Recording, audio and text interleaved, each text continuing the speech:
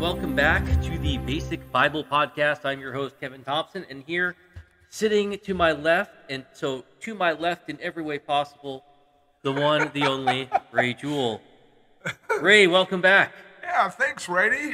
I'm glad to be back, I think. No one has ever accused me of being left. But So, today we have a live studio audience. yes, we do.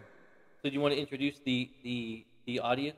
The audience is my daughter, Anna. She's home from break from her studies at the University of Kansas. She graduates in May. Woohoo! Right? Getting a head nod from her. That's cool.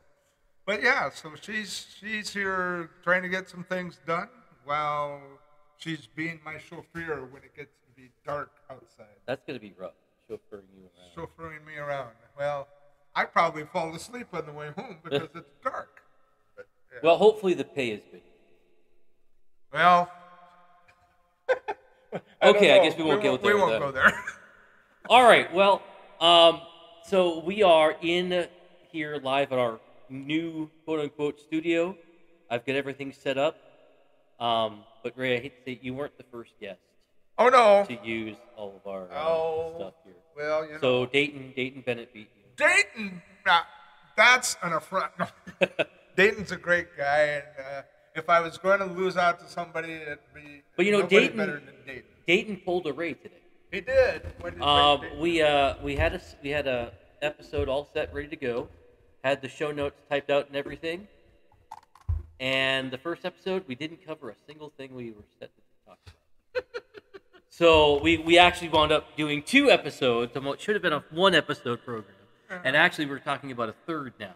Okay. But that's good. That's so we call that pulling a Ray. Okay, pulling a Ray, but we gotta come up with a name that is alliterative, like Raining in Ray, something for Dayton. Death to date? I don't know. Death to Dayton? No. My daughter, she's in communications. Come up with a word that means the same thing as raining, but it starts with the letter D. Work on that. Inappropriate words are coming to mind, but we can't do that either. Although Dayton let one go on the podcast. There's one episode that's going to have, I can't click on the no profanity, because he recommended a book that had a title that wasn't that great. Okay, he's just quoting the title. I mean, he's a shock jock, whatever you want to call him. But all right, so we are on this episode. This is not a Reading in Ray. This is an actual Basic Bible Podcast episode. And we are talking about things not to say to your pastor. And if there's anybody who's an expert on things not to say, it's Ray. So that's why I thought he would be the perfect guest. Yeah, well, I've been on both sides of this issue, I'm sure. So I read an article. In fact, I sent you this article a while back. We should do a show on this. And then I lost the article. So I have no idea what that article said. But what I did is I went on a couple of forums I've joined that are for pastors. Even though I'm no longer a pastor, they let me hang out on these things. And so I put out that question: what are some of the things that you don't want to hear as a pastor? And so this is where I came up with this list. Okay. It's a pretty hefty list, people. Yeah, this is probably going to be a 2-parter. We'll see. But we're going to go through. So these are things that real pastors have been told. Yeah. So these are not just made up. These are not just theoretical or hypothetical, but these are actual things that have been said, and that you probably shouldn't say yourself. So the first one here, this was said to a youth pastor, and I've had this the same thing. I was a youth pastor for 2 years, which was, I still can't believe I was a youth pastor. I was a horrible pastor. And now he teaches youth. Yeah, well, I'm a much better teacher than I am a youth pastor. I'm not a wild and crazy, zany kind of, relate to this. I can. Mike Powers, are you wild and crazy? He just got ordained. He did. Recently. I was there. You were there. I was there. That's right. You belong to the same church. Yes, we went to that. Okay, but anyway, this is said to a youth pastor. When are you going to be a real pastor? When are you going to be real? Oh, it's such a loaded question, isn't it? Yeah, I mean, how do you even answer that? And yet I've heard it. Even professors say Yeah. it. And it's like, okay, so what you're saying is being a youth pastor is just a stepping stone to Right. being a pastor, to being a real pastor. I'm sorry, children are important too in Yeah. the eyes of the Lord. I don't think that Jesus would ever say this to anybody. Right. Because he said, let the little children come to me. Yeah. And when his disciples tried to dissuade it, he said, no. Because such is the kingdom of God. They belong to these kids. But you're not using the King James. Suffer not the little. I'm sorry. So you're suffering me, I man. always like that little passage. Talk about suffering children. Anyway. But I will say when I was in Bible college, in my mind I had a stereotype for the youth pastor, and that was, or at least people who were majoring in youth ministry. I always thought these were the people who weren't quite mature enough to go into real pastoral ministry. Yeah. And I think that was true for a couple of people. But, since I've been out and since I was a youth pastor for a couple of years, I can say that, no, that it is a real job. Yeah. It is a real pastorate. You and know, it takes real pastoral care. we brought up Mike Powers. I want to tell you something. And my daughter can probably speak to this even better than I could if she would like to. But if she doesn't want to, that's fine. He is probably the best youth pastor I have ever known. Yeah. He brings kids together, teaches them the word, takes them on retreats, helps them develop in leadership. It's just amazing what he does with these kids. And my daughter benefited greatly from being a part of that youth group. Thumbs up from her. But it's like she was a part of a different church. Right. And when I found out that Mike had suggested Anna to be a leader in that youth group, I had to go talk to him because I'd never heard of such a thing. Some kid going to another church, coming in and being part of my leadership team. I was like, wow. And that was a huge reason, one of the many reasons, instead of me going back into ministry full-time somewhere outside of Janesville, we stayed because Anna had that opportunity. Yeah. That was one of the reasons. I had other people like Kevin Thompson and some other guys that I needed to have around me. So, but Mike emphasized leadership, evangelism, giving. Every year for years, was it after the worship time at Thanksgiving Eve, Anna? Yeah. They would go to a restaurant. Right. Yeah. And then they would gift their waitress however much money they had. Well, And we're talking thousands yeah. of dollars. Yeah. This year, because of COVID, my wife benefited some from that kind of thing. Brought over 3 gift cards for basics that we would need to use. And with my wife's health issues and stuff. So it just brings tears to my eyes to see the influence that this guy, even though he's a Chicago Bear fan. And a Calvinist. Huh? And a Calvinist. And a Calvinist. I love this guy because he does it right. Yeah. I had always told my wife, I said, if we ever have children, I'd want them in that youth group. Yeah. And now, They my oldest son technically. is Yeah. that youth group. Yeah. And he loves it. We have great conversations on the ride home, what he's learned and what they've done. So, I mean, I think the stereotype of a youth pastor is just, I said, someone who's wild and insane. Well, just fun and games. Yeah, and that's really what, it's babysitting.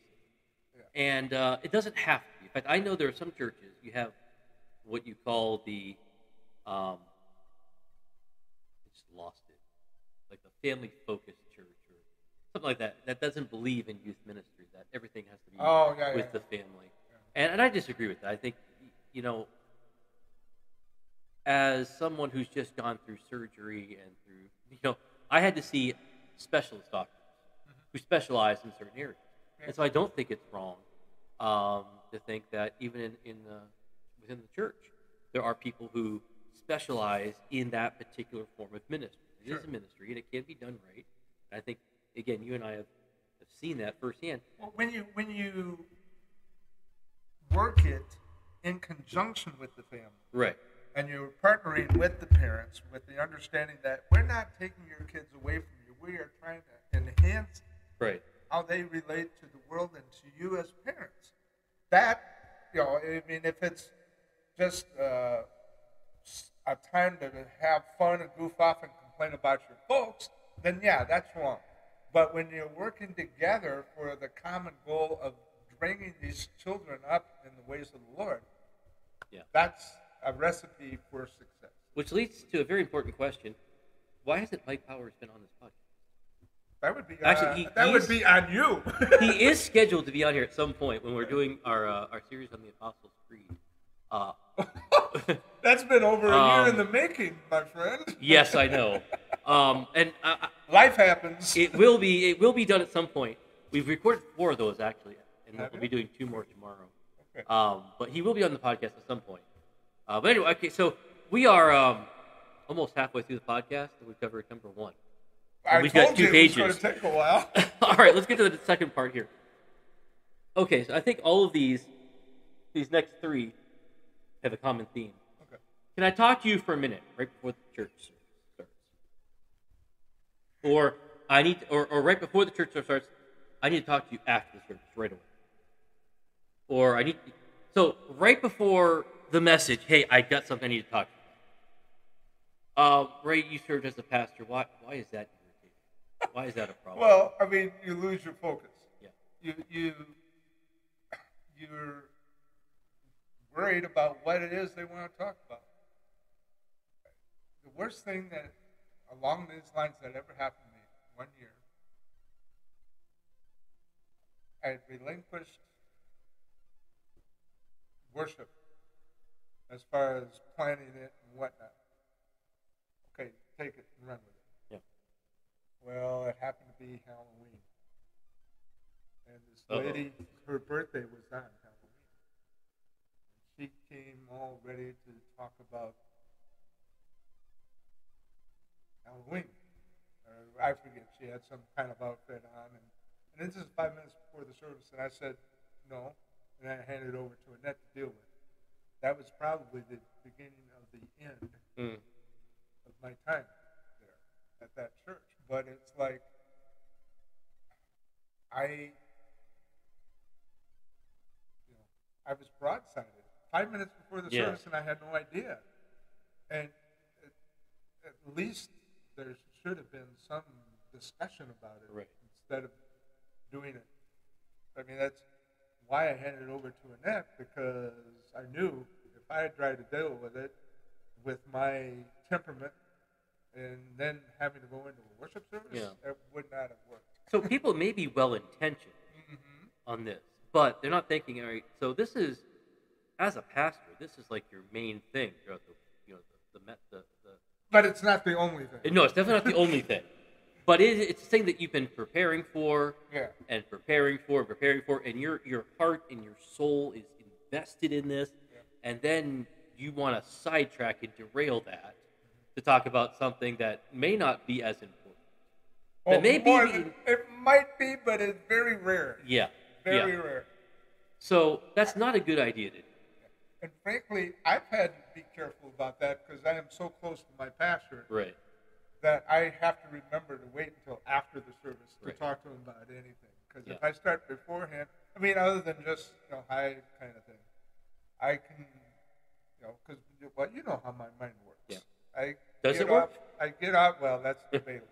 I get off track, and I mean, because when something comes to my mind, I have to say it or write it down or whatever, send it to not necessarily expecting anybody to act on it right then and there. But if I don't say it, I'm going to forget it. Yeah. So I try to honor John Space, Mark Space, if they're preaching that day. And, I don't always remember to do that, but I'm better at it than I used to be, I think. Then the other part of that is, well, I'll talk to you later this week about the problem, which, I'm okay with that, but I know, there's something, I would never do that to my wife. Or actually, I will never do that again to my wife. Because I know that she's the type that would, okay, what's he going to talk about? What? Or I know when that happens, I hate it. I'm sorry, Bob Chinelli, if you're listening. I used to hate it when Bob would say, "Hey, I need to talk to you during the prep period for a minute. Just come and drop by my office." Oh, I hear It you. was never anything bad. It never was. But my mind would be like, "What did I do, or what did I not do?" Exactly. And now the next 45 minutes or so, I'm freaking out. Right. But yeah, giving a heads up is just a good idea. Well, and I mean, there are several different ways that communication happens. There's three main ones: auditory,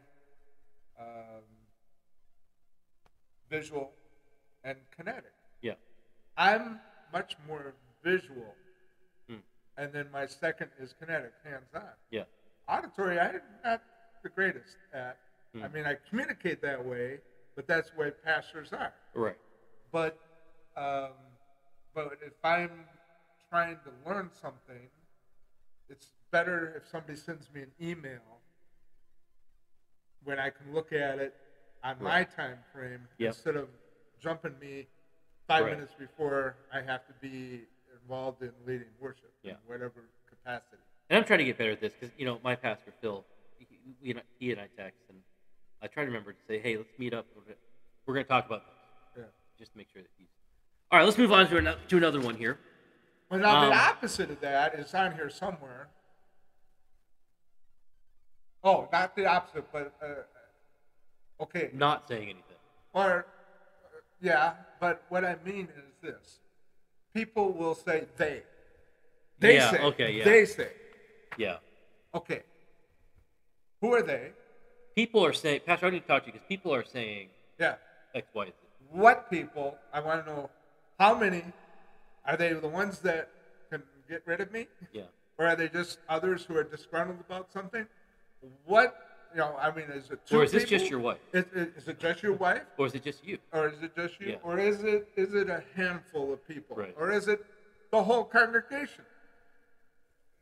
It makes a huge difference in how I want to handle it if people are upfront and honest about what's going on. Well, and I don't even think that's a biblical concept because, especially if you're bringing a complaint to the pastor, especially if it's about the pastor, Scripture says you need witnesses. You need, if this isn't corroborated, if you just have all these anonymous sources out there, that's not right. If there is a problem, it should be confronted and it should be addressed. But people need to step up and say. Within the guidelines that Jesus lays for us in Matthew 18. Right. If your brother has sinned against you, and often it's not even that. Yeah. But go to that person one-on-one at first, but do it in a way that's respectful. Then, if there's no satisfaction or whatever term you want to use for that, take another brother or two, or somebody else with, and then two or three. If you're still not happy, then take it before the church. And this particular... We don't follow that very well. No. This particular pastor who mentioned that said, "Pastor, I've had a number of people tell me about whatever, and it just seems to be that individual person's pet peeve that they want to talk about. But saying they or them kind of makes it sound more serious, or makes it sound... And that's exactly what's happening, and it's a very manipulative way of communicating. Okay. Here's another one. I wouldn't want to gossip, but... Stop right there. I don't want to start a rumor, but then don't. Stop. Yeah, right. I don't want to hear it. And the thing is, you almost have to set those boundaries when you first come into a new pastorate. Right. Because if you don't, you're going to get bombarded by stuff that happened 30, 40, 50 years ago that you have absolutely no knowledge of, could give a rip about, and, okay, you're still dealing with this? When are you going to grow up? Right. I mean, it's ridiculous that people will hold the grudge for that long, or this is the way, that's another one. This is my biggest pet peeve on this list. We've never done it that way before. Yeah. Yeah. Okay. So why does that matter? Why? I mean, and look where you're at. You're about ready to close your doors, but you've never done it any other way than the way you've always done it, and you're dead. If you do what you've always done, you'll be what you've always been. Exactly. Yeah. Or worse. Right. Because it may have thrived in the 70s. Yeah. But now that's true. you're down to people older than me, and I'm 66 years old, sitting in the pew, and they don't want to do anything to reach out to anybody because we've never done it that way. Yeah. When my first year of teaching, I had this big whiteboard, and on half the whiteboard I had it covered up with a cloth. The other half I told each of the students, go up and write your teacher's name from last year. They were all, that's all right, good. Those are all the teachers you've had in the past. Yeah. And then I removed the cloth and it had in big letters, I am not. Yes. So I am not your old teacher. I'm not going to do it the way. So I don't, being here at Rock County, my first 3 years here, I kept hearing the name of the previous Bible, but so and so did it this way. So that's fine, but he's an idiot. No, I'm just kidding. That's fine. That's fine that he did that, but that's not me. Right. That's not what God's called me to do, and that's not what we're going to do. Well, imagine. And that's okay. 12 years I spent as a substitute teacher in public schools here at Rock County Christian, at the blind school in Janesville. And more often I would have to make a statement like, I am not your teacher. I will do things as much as I can according to the plans that I've been given. Yeah. But I will be different. Right. And that's okay. Yeah. I mean, when I come into your classroom and sub for you, they know that I'm different than you. I mean, they know you're very different. It's just in general. They know. Well, they've experienced some of that too.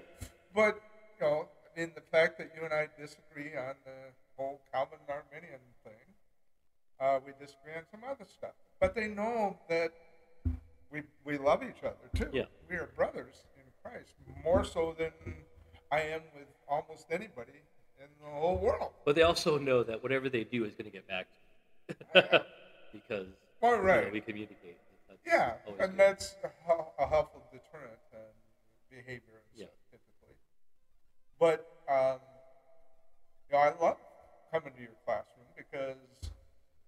Well, I hope they know that when you show up, it's because they know I trust you to do or to teach whatever. Yeah. You're not just the person who's going to give them a worksheet. You can actually say something. But we're getting off topic. All right, I want to fit one more in here as time is running away. One more. Why didn't you go visit so and so when they were in the hospital? Why didn't you tell me? Yeah. They were in the hospital. Why didn't they say something? Exactly. This pastor says, omniscience wasn't a skill I gained in seminary. And in general, you can't deal with problems you don't know about. Exactly. Again, now, don't bring those up 5 minutes before the message. Right. Or before Sunday service. But, you should say something. And it's not wrong, I think. When I was in the hospital, I reached out to my pastor, and I said, I expect you... No, but, well, I could see you saying that to Phil Allen. Well, yeah, maybe Phil. But, I did say, hey, I'm in the hospital, and I'm not a very shy person when it comes to some of these things. Right. Man, the sarcasm is dripping big time now.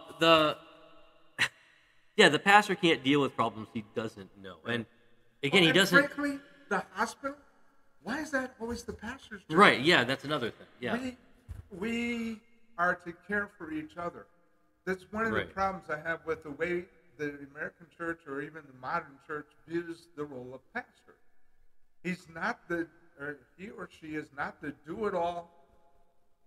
Evangelism, hospital calls, all that. I mean, it's something that we are all to be a part of. God has called us out of the darkness into His light and has gifted us in certain ways in order to minister to each other, to edify the body. We cannot, biblically, we cannot expect a pastor to do everything that a lot of churches expect their pastor to do. Ephesians 4:12, what is the role of the pastor? To equip the saints for the work of ministry. Mm-hmm. So his job is to equip you to go and make the hospital. In fact, one of the things I loved about my old pastor, Bob Bixby, when I was at Morning Star in Rockford, he'd always say, listen, if a church member visits you in the hospital, Morning Star Church has visited you in the hospital. Right. That's I don't have to make every call. In fact, I shouldn't make every call. That's why we have our small group leaders, or our lay elders, or whatever. Right, exactly. We all do this. It's not just I don't do everything here. I'm training you to do these things so that we can reach out and love one another, not just from the past. Right. So all right, I think that's pretty much the time we have for this week. And I've got 2 pages of these, and we haven't finished page 1 yet. I'm not surprised. Yeah, I know. I told you this was going to be at least a 3-parter. Sometimes I'm a little bit more ambitious, I guess, in what I think we can cover.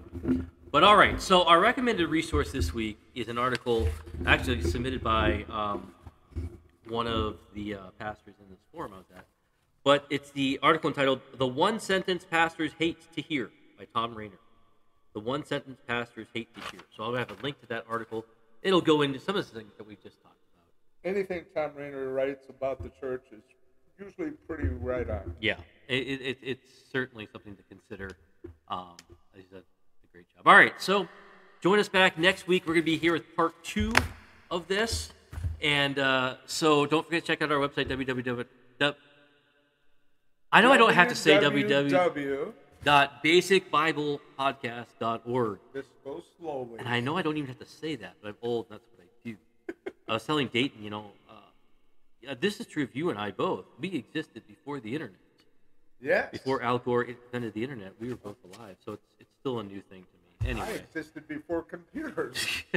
You existed before dinosaurs. No, anyway. All right, so check us out there, Basic Bible Podcast on Facebook. Join our group, and then on the Facebook page. Yes. Group. I will be starting in 1 Corinthians coming up here in January. Awesome. Looking forward to it. Now this is probably in February where this is going to be aired. Oh, sure. So look for it there. And then Basic Biblecast at Instagram and on Twitter. And then we do, I don't know if we're still going to have it then, we have a TikTok out there. We're on TikTok. We're on TikTok? Yes. You didn't put that song that I sang on TikTok. I did. You're kidding me. I absolutely did. Oh, no. So, I'm on TikTok. Those are the only, in fact, we only have 2 videos on there, and I think that's the first one. No, that's the second one, sorry. So maybe I'll add to that, and I don't know, maybe I won't do that anymore. I don't know. Anyway, I'm rambling on. So join us back next week. We'll be here with part 2. So until next week, have a good